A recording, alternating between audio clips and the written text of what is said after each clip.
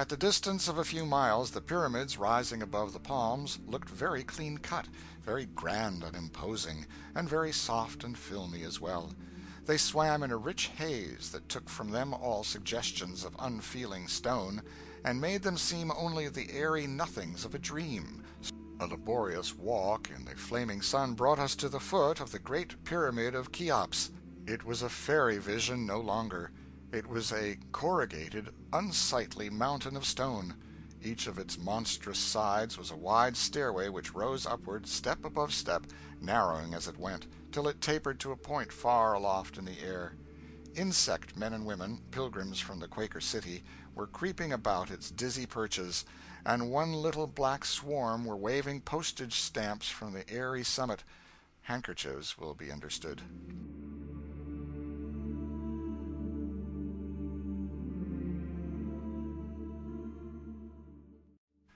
The Sphinx is grand in its loneliness.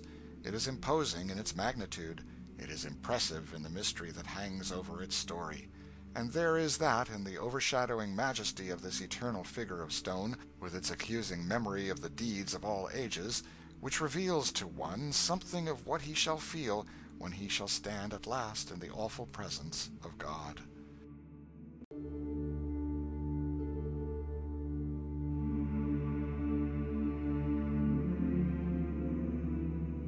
We were glad to have seen the land which was the mother of civilization, which taught Greece her letters, and through Greece Rome, and through Rome the world.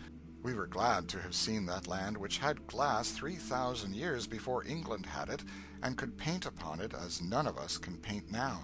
That land which knew 3,000 years ago well nigh all of medicine and surgery which science has discovered lately, which had in high excellence 1,000 luxuries and necessities of an advanced civilization which we have gradually contrived and accumulated in modern times, and claimed as things that were new under the sun, that had paper untold centuries before we dreamt of it, that so embalmed the dead that flesh was made almost immortal, which we cannot do, that built temples which mock at destroying time and smile grimly upon our lauded little prodigies of architecture, that old land that knew all which we know now, perchance, and more, that walked in the broad highway of civilization in the gray dawn of creation, ages and ages before we were born,